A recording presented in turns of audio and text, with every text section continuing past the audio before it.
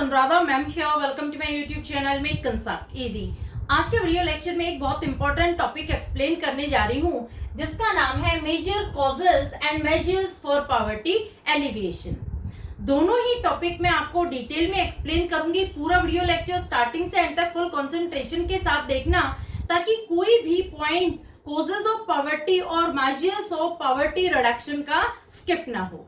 सबसे पहले मैं आपको बता रही हूँ कॉजेज ऑफ पॉवर्टी क्या होते हैं।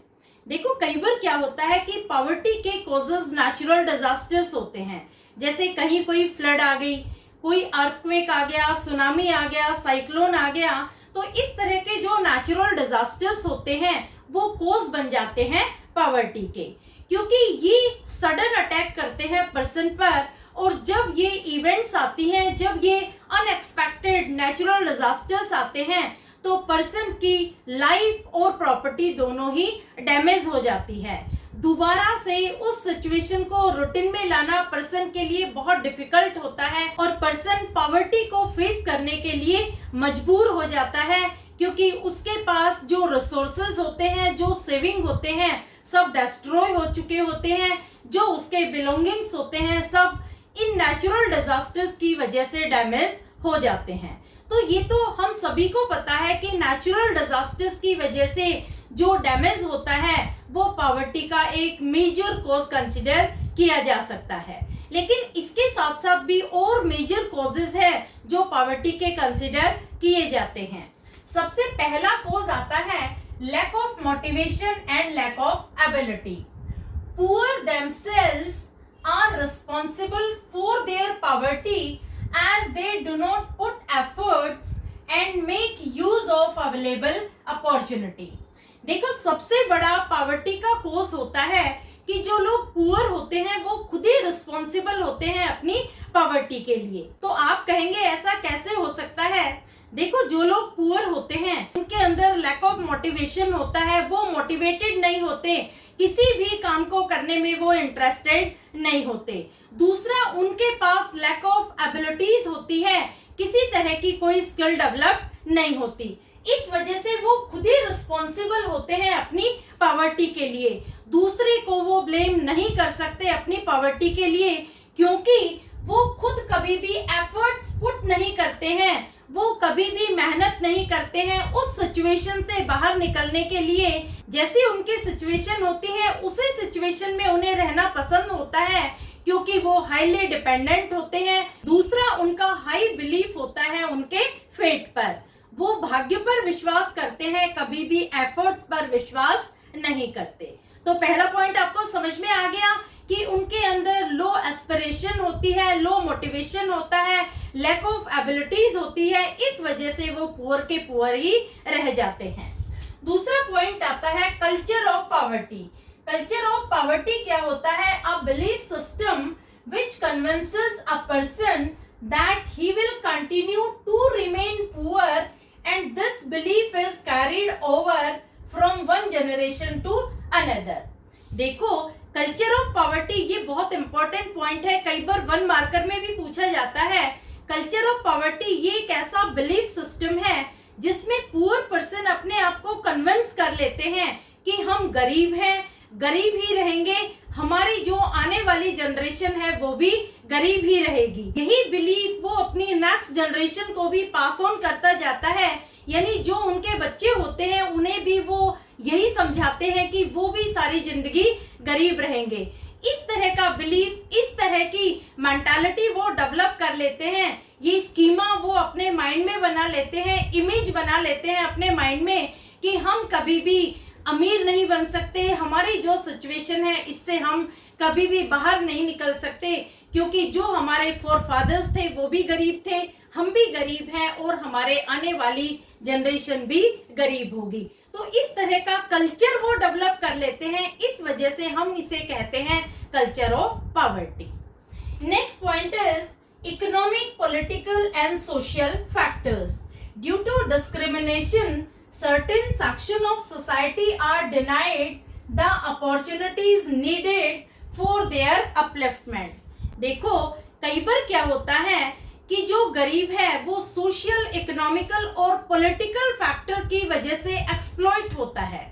जब सोसाइटी में डिस्क्रिमिनेशन किया जाता है रिच और पुअर के बीच में, तो सर्टेन सेक्शन ऑफ सोसाइटी को वो राइट्स, वो प्रिविलेजेस प्रोवाइड नहीं किए जाते जो रेस्ट ऑफ सोसाइटी को प्रोवाइड किए जाते हैं। तो जो लोग पुअर होते हैं वो एक्सपीरियंस करते हैं इनजस्टिस, डेप्रिवेशन। जो पुअर होते हैं वो एक्सपीरियंस करते हैं एक्सक्लूजन, वो एक्सपीरियंस करते हैं एक्सप्लॉयटेशन, और वो लेफ्ट आउट फील करते हैं क्योंकि उनको इक्वल अपॉर्चुनिटीज प्रोवाइड नहीं की जाती, चाहे एजुकेशन का फील्ड हो, चाहे एम्प्लॉयमेंट अपॉर्चुनिटी का फील्ड हो। हर फील्ड में उनके साथ बायसनेस होती है, प्रेजुडिस्ड बिहेवियर होता है, पार्शियलिटी होती है। तो सोशल, इकोनॉमिकल और पॉलिटिकल फैक्टर्स भी रिस्पॉन्सिबल है कॉजेज ऑफ पॉवर्टी के लिए। Clear? Next point is geographical factors. People living in regions such as desert end up being poor because there is shortage of resources and harsh climate. देखो कई बार क्या होता है कि पर्सन ज्योग्राफिकल फैक्टर्स की वजह से भी पुअर हो जाता है। जैसे जो लोग डेजर्ट में रहते हैं या हिली एरियाज में रहते हैं तो वहां पर ज्यादा रिसोर्सेज अवेलेबल नहीं होते, इसी के साथ साथ वहां का जो क्लाइमेट होता है वो भी बहुत ज्यादा हार्श होता है, या तो बहुत ज्यादा ठंड होगी वहां पर या बहुत ज्यादा गर्मी होगी वहां पर। तो ऑल्टरनेट रिसोर्सेज अवेलेबल नहीं होने की वजह से भी पर्सन पुअर का पुअर ही रह जाता है, क्योंकि वो अपनी लाइवलीहुड को अर्न करने के लिए उन्हीं रिसोर्सेज पर डिपेंडेंट होता है जो वहां अवेलेबल होते हैं, और वो सफिशिएंट नहीं होते, इस वजह से पर्सन पुअर का पुअर ही रह जाता है। And last point is poverty cycle. Poverty cycle में आता है poverty begets poverty which continues in vicious circle. देखो पॉवर्टी साइकिल ये सबसे बड़ा कॉज कंसिडर किया जाता है पॉवर्टी का। पॉवर्टी साइकिल का मतलब क्या होता है? पॉवर्टी बिगेट्स पॉवर्टी, यानी गरीबी गरीबी को ही खींचेगी। अगर आपके पास पैसा नहीं है तो आप और ज्यादा गरीब हो जाएंगे, ये एक विशियस सर्कल बन जाएगा जिसे ब्रेक करना बहुत मुश्किल होता है। इसे मैंने आपको डायग्राम से समझाया है। जैसे देखो सपोज आपके पास लो इनकम है, लैक ऑफ रिसोर्सेज है, यानी आपके पास ज्यादा इनकम नहीं है, ना ही आपके पास ज्यादा रिसोर्सेज है, तो उसका इफेक्ट होगा कि आपकी जो एजुकेशन है वो भी लो होगी, आपका न्यूट्रिशन भी लो होगा, इस वजह से आपकी जो हेल्थ है वो भी लो होगी। अब इसका रिजल्ट क्या होगा कि आपको लेस जॉब अपॉर्चुनिटीज प्रोवाइड की जाएगी, क्योंकि जब आप एजुकेटेड ही नहीं है, जब आप किसी फील्ड में स्किल्ड ही नहीं है, तो आपको ज्यादा एम्प्लॉयमेंट अपॉर्चुनिटीज भी प्रोवाइड नहीं की जाएगी। तो इसका फाइनल इम्पैक्ट क्या होगा कि आपकी लो इनकम जनरेट होगी, दोबारा से आपके पास रिसोर्सेज की कमी हो जाएगी। तो देखो जो ये सर्कल बना है, ये सर्कल कंटिन्यूज रहता है, ये टूटता नहीं है, बार बार ये सर्कल बनता ही जाएगा, पुअर और ज्यादा पुअरर बनता जाएगा। इसे हम कहते हैं पॉवर्टी साइकिल। क्लियर? तो होपफुली आपको कॉजेज ऑफ पॉवर्टी समझ में आ गए होंगे। 5 कॉज है पॉवर्टी के। पहला क्या है? Lack of motivation and ability. दूसरा है कल्चर ऑफ पॉवर्टी। तीसरा है economic, political and social factors. चौथा है ज्योग्राफिकल फैक्टर्स, और पांचवा है पॉवर्टी साइकिल। क्लियर? अब मैं आपको बता रही हूँ मेजर्स फॉर पॉवर्टी एलिविएशन। क्या स्टेप हम ले सकते हैं जिससे पॉवर्टी को रिड्यूस किया जा सके। सबसे पहला पॉइंट आता है break poverty cycle. Help poor to make the self sufficient, making them independent to earn their livelihood. देखो सबसे पहला मेजर क्या होगा पॉवर्टी को रिड्यूस करने के लिए? जो पॉवर्टी साइकिल है, जो ये विशियस सर्कल है पॉवर्टी का, इसे ब्रेक करना होगा। जो पुअर है उनके अंदर मोटिवेशन डेवलप करना होगा, उनके अंदर कॉन्फिडेंस रेज करना होगा। सबसे पहले क्या करेंगे कि हम पुअर की हेल्प करेंगे उसे सेल्फ सफिशिएंट बनाने में। सेल्फ सफिशिएंट का मतलब क्या हुआ कि पहले उसको financial, medical, educational help provide की जाए और बाद में उसको इंडिपेंडेंट बनाया जाए, ताकि वो अपनी डेली लिविंग को मैनेज कर सके, वो अपनी लाइवलीहुड को इंडिपेंडेंटली अर्न कर सके। क्लियर? तो पहला पॉइंट समझ में आ गया कि पॉवर्टी साइकिल को सबसे पहले हमें ब्रेक करना होगा अगर हम पॉवर्टी को रिड्यूस करना चाहते हैं तो। दूसरा पॉइंट आता है प्रिंसिपल ऑफ सोशल जस्टिस। इसमें आता है provide them equal education and employment opportunities, it will reduce crime violence in society. देखो सोसाइटी की ड्यूटी क्या है, सोसाइटी को पुअर को भी इक्वल अपॉर्चुनिटी प्रोवाइड करनी होगी, चाहे वो एजुकेशन के फील्ड में हो, चाहे वो एम्प्लॉयमेंट अपॉर्चुनिटीज हो।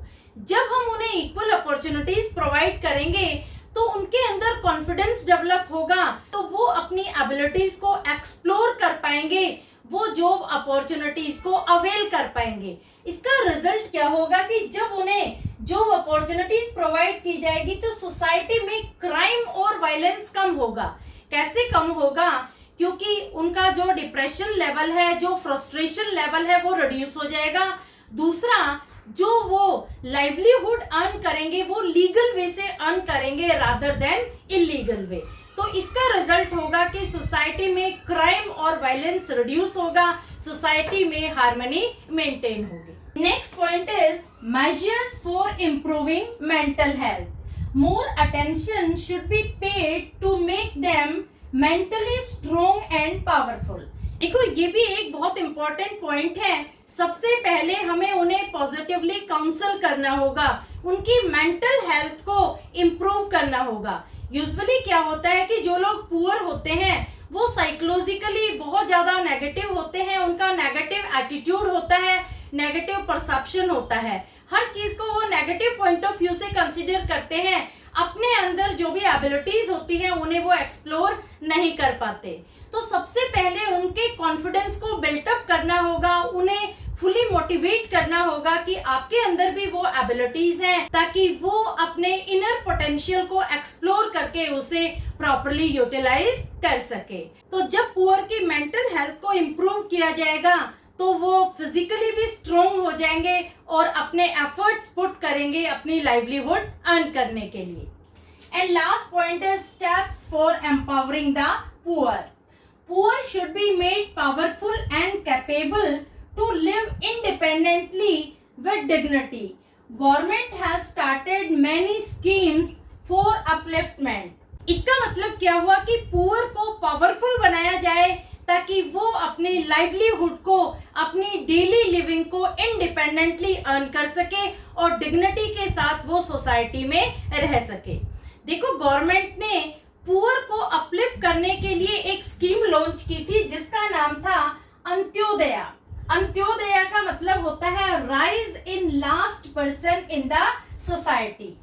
इसमें क्या था कि सोसाइटी में जो लास्ट पर्सन का मतलब क्या हुआ? The poorest person, the most disadvantaged person.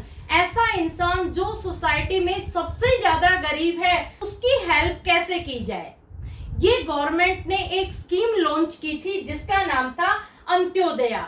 इस स्कीम में गवर्नमेंट ने क्या किया था? गवर्नमेंट ने प्रोविजन किया था free education and free training for employment. ये एक ऐसी स्कीम थी जिसमें गवर्नमेंट ने पुअरेस्ट सेक्शन ऑफ सोसाइटी के बच्चों के लिए फ्री एजुकेशन प्रोवाइड की, इसके साथ साथ फ्री ट्रेनिंग फैसिलिटीज प्रोवाइड की उनकी एम्प्लॉयमेंट अपॉर्चुनिटीज के लिए। यहाँ तक कि प्रोविजन किया हेल्थ फैसिलिटीज और प्रॉपर न्यूट्रिशन से भी रिलेटेड उनको मिड डे मील जैसी फैसिलिटीज प्रोवाइड की गई, प्रॉपर न्यूट्रिशन उनको प्रोवाइड किया गया ताकि जो पुअरेस्ट ग्रुप है सोसाइटी का उनका अपलिफ्टमेंट किया जा सके। तो hopefully measures of poverty alleviation भी आपको अच्छे से क्लियर हो गए होंगे। इसमें 4 पॉइंट है। अगर हम पॉवर्टी को एलिविएट करना चाहते हैं तो सबसे पहले पॉवर्टी साइकिल को ब्रेक करना होगा। दूसरा, हमें सोसाइटी में सोशल जस्टिस के प्रिंसिपल को फॉलो करना होगा। तीसरा, हमें पुअर की मेंटल हेल्थ को इम्प्रूव करना होगा। और चौथा, हमें पुअर को एम्पावर करना होगा ताकि वो अपनी डेली लिविंग को इजीली मैनेज कर सके। इस तरह से गवर्नमेंट ने अंत्योदया ये स्कीम लॉन्च की थी the poorest section of society को अपलिफ्ट करने के लिए। ऐसे ही हमें भी पुअर सेक्शन ऑफ सोसाइटी की हेल्प करनी चाहिए, उन्हें एजुकेट करना चाहिए, मेडिकल फैसिलिटीज प्रोवाइड करनी चाहिए और फाइनली हमें उन्हें कैपेबल बनाना चाहिए ताकि वो अपनी डेली लिविंग को मैनेज कर सके। क्लियर? होपफुली समझ में आ गया होगा वीडियो लेक्चर। फिर भी किसी तरह की कोई क्वेरी हो तो feel free to comment in comment box. Thank you so much.